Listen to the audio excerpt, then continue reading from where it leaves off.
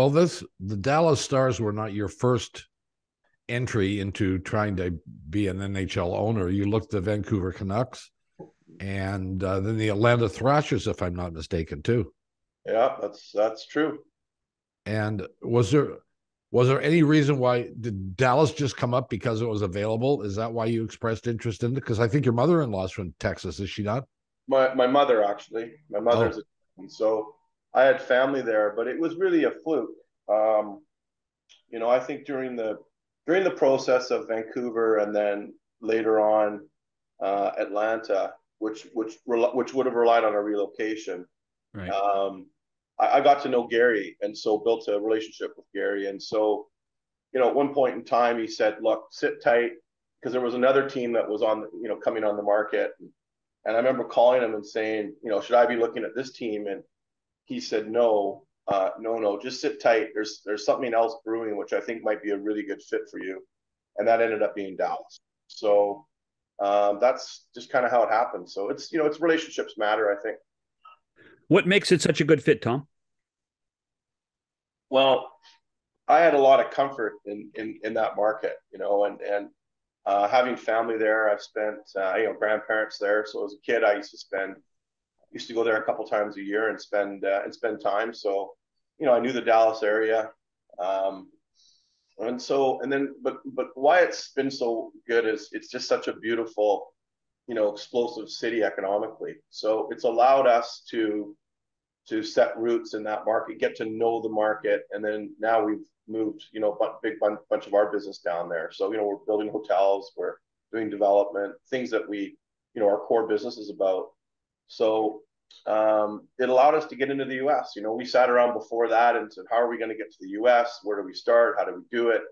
And so the team came available in really one of the most vibrant markets in the world, quite honestly, and in Texas. So we're very active in Dallas and DFW. We're active, very active in Austin, and so it's been a fantastic fit. And if you look at any sports league and NHL is true. It's not very often the big strong markets ever come for sale. Right. So I feel very fortunate that I was in the right place at the right time and ended up with a great market. Well, you've also got a couple of other hockey teams that you have a piece of. You got the Kamloops team, the junior Right. team, and then you've got your number one farm team in Texas that you've got a Yeah. team for, right? Yeah. So it's just really a neat story. And Austin's a really great hockey market. We team does very well, draws very well, financially successful, and that's not always easy in the AHL, of course. So feel very fortunate, and it's close. We can get players up and down the same day, so it really fits the new model of the league. And so I wish we had more teams in the geographic area. We used to, but we're kind of alone now. So that would be the only challenge with that. Actually, I was going to bring that up. That is one of the anomalies of the NHL. I don't think people really understand how isolated you are from the other teams in the NHL. I mean, if you're in Vancouver, it's even better now with Seattle there, but Calgary and Edmonton are an hour away. St. Louis is your closest team, and that's not a short flight anymore. It's a tough thing. That Central Division it's north south, but it's a little wacky for travel, isn't it? Yeah, I think we're usually in the top 3 or 4 teams in miles logged.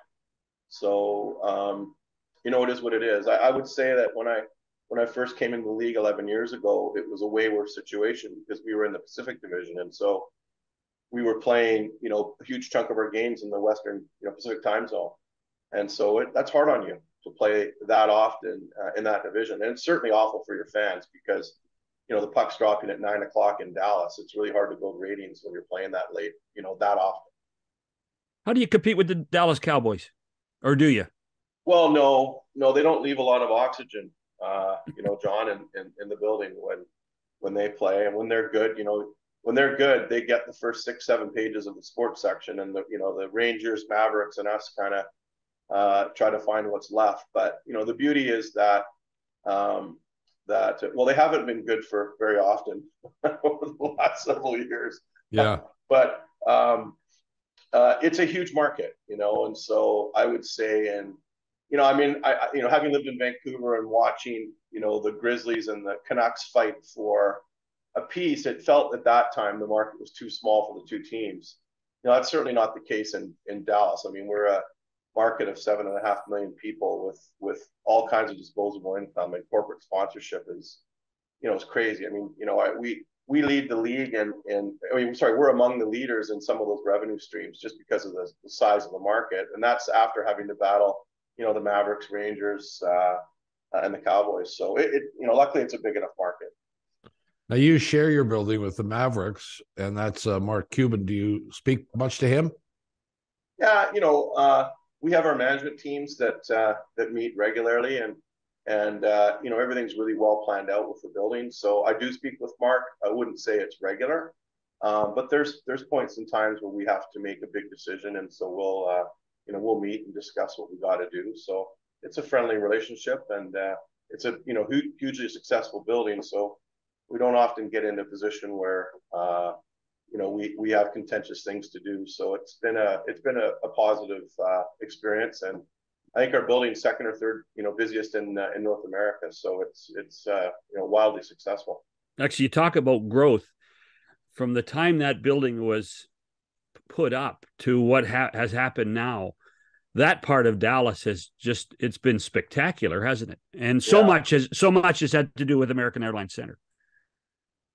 Well, yeah, it was, and that was the plan. It was sort of an old part of downtown that got. If you look at the pictures before the building went in, it was just, I don't know how many 100 acres of just empty land with an interstate kind of running through it, and so it was the plan, and it's coming to fruition now. I mean, you're now seeing buildings that aren't even that old that are 2 and 3 stories being knocked down for high rises. So, the density game is alive and well, and there's skyscrapers all around our building, and more to come. I've been able to acquire quite a bit of land around the arena myself, and so we've got big plans for some very tall buildings. So yeah, it's an amazing market, and just getting better. Now, your hockey team, what has gone so well for this team this year? It's been an amazing start. Yeah, I think Jim Nell and the staff had a good summer. We came out of last year, and our offensive analytics were nowhere near where they needed to be a contending team. So we had to make some changes with maybe a little bit of personnel. Felt that we needed to get a little tougher, and then we needed to change our system. And so Pete DeBoer was the right guy. We interviewed several folks, and Pete was the guy that we thought had a great vision and a great program that would really fit our team. And so, all of a sudden now we're scoring 3, 4, 5 goals. We used to struggle to score 2. And so I think, we're now seeing the talent that we had that was tough to see. We were so defensive previously that the system allows our forwards to be more creative, and there's a lot of skill there, obviously. And so it doesn't hurt to have maybe the best line in hockey with Pavs and Robo and Rupe. But we've now got 3 lines that can score, and it's been a long time in Dallas since we've had that. So feel good about that. And I think of late, we're giving up a lot of chances, so too many. So we're going to have to tighten that up. But the DNA, the culture and the DNA of structure and defense is really ingrained in our guys. So really adamant. We needed to score more, but we needed to remain to be a structural team. So and of course you can't win without a goalie. So right. Looks like we found a goalie.